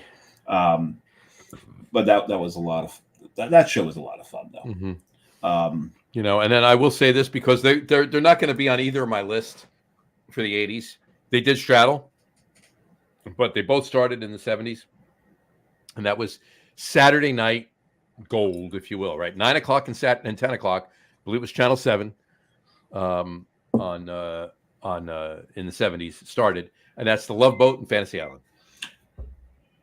Fantasy Island, Hervé Villechaize. Carrie and I are going through all of the James Bond novels, so he was Knick-Knack. Knick-Knack. He was Knick-Knack. And Man with the Golden Gun. Yeah, Knick-Knack. Yeah. The plane. What kind of M&Ms does Hervé Villechaize like? The plane. The plane, right? Yeah, exactly. Took you a while. here's because like, is this a trick question? It's just a plane. He just said it. Another one that was very, very realistic for its day is what it portrayed. Because it portrayed, you know, a mom raising a couple daughters by herself. I think there's substance abuse involved in it. That's why it was called One Day at a Time. That was another straddling show. That was a 70s and 80s straddling show. Yeah, because that was Valerie Bertinelli was the big name that came out of it. Sure. But to me, it was more 70s than 80s, though. I mean, maybe and just in feel and character and what they. Yeah, I mean, it went from like 75 or 76 to like 84, 85. So it kind of literally was half in the 70s and half in the 80s. So. But its content was very, very 70s. And who was the superintendent? Schneider. What was his first name? I don't think he had one. Yeah, he did. What was his first name? Dwayne Schneider. Mm-hmm. So yeah, Valerie Bertinelli and Mackenzie Phillips and Bonnie Tyler? No. Bonnie Raitt? Bonnie Lassie? Bonnie Bedelia? Bonnie Franklin. Bonnie Franklin. Whatchamacallit. So yeah, that was a good show. We were talking about the spin-offs for All in the Family, right? Rhoda was one of those. Mm-hmm. Do you remember her doorman? Carlton. Hi, right. I'm Carlton, your doorman. The doorman, but he's the one that came over the intercom all the time. Yeah. Hi, this is Carlton, your doorman. But you're doing it a little too chipper because he was hi. Hi, this is Carlton, your doorman. And so he was the voice for Garfield. Sure. Yeah. All right. Yeah. So much good stuff. Good stuff. All right. So we've covered the 70s. We're good. So, but needless to say, there was a lot of good TV. So look, if you watched a bunch of 70s sitcoms, you know what we're talking about. If you haven't, go back and watch some of them because some of the stuff holds up. Even if you're younger, some of the stuff will hold up. You might have to search a little bit to find your niche in whatever you're looking for. But I promise you will find something that will make you laugh, and you will like, and it will become something that you actually can talk about and like. No, I'm not talking about anybody older listening to this. I'm talking about obviously younger people that haven't shut this particular audio off already. But you know what I forgot? I forgot that Three's Company did have a spinoff. Three's a Crowd. 2 spinoffs. There you go. What was the other one? The Ropers. The Ropers. Yes, the Ropers. The Ropers actually were happening concurrently with it. Yes. Yeah, because they left to have their own show, and that's when Mr. Furley became the Mr. Furley became, and Mr. Roper, Ed Feld, was Norman Feld. Norman Feld was famous for the fourth wall break. Oh yeah, he always looked at the camera. Always looked at the camera, and it just became a thing with them. We did forget another, which I thought was an important quick one. Quick aside. Yeah. Rush on their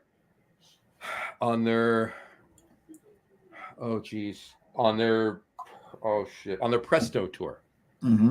Okay, so that's 1989-ish. The entire wall of amps, all right, yeah. on the one side of the stage, plastered with pictures of Norman Feld. Gotta love it. Yeah.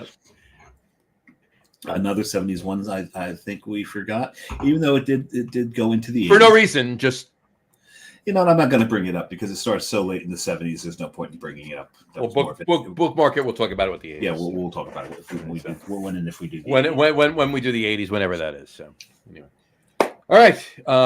I think we've exhausted a lot of stuff, and we've covered almost 2 hours worth of stuff, just you and I. So what do you say we let these guys shut the podcast off now? Yeah, let's kill this. And I never once had to do potty dance. Yeah, neither did I. I'm getting there myself, but it's getting close. But yeah, I'm all right. Because I'm nursing this. Because you're nursing, yeah. So am I. I still have a little left. Yep. Less than you, but I still have a little left. It's a beautiful thing. It is a beautiful thing. We got to find more of that. All right. On that note, we will wrap the show up for today. We want to thank everybody for watching, and for those of you just listening to the audio podcast, thank you for listening. Don't forget to visit our website, www.logroom.com. That's LAGERROOM.com. And please remember, like us and follow us on all of our social media, Facebook, Twitter, Instagram, and of course, our YouTube channel. All of them are at The Logger Room. Remember, we go live with a video podcast on Facebook, YouTube, X, and Twitch every Tuesday night around 6:30 p.m. Eastern Time. And for those of you who just want to listen to the audio podcast, you can do so on our audio host, Spreaker, as well as iHeartRadio, Apple Podcasts, Spotify, Odyssey, Audible, Google Podcasts, Amazon Music Podcasts, TuneIn, Podcast Addict, Castbox, Deezer, Podchaser, Listen Notes. Pretty much anywhere you can find audio podcasts, you will find the Logger Room Guys Craft Beer Podcast. And if you haven't done so already, please subscribe to one or more of those feeds, and you will never miss a show. Again, thanks for following along with us. Have a great rest of your week. Have a wonderful weekend. Drink a lot of beer, but drink responsibly. And we will talk to you next week, folks. Take care. And tune in next week to figure out who won the sitting contest. Yes, you will let you know next week. We will tell you next week. Great guest next week. Look forward to the show. We'll talk to you then, folks. Take care. Cheers. It's a good question. Oh, well. Yeah.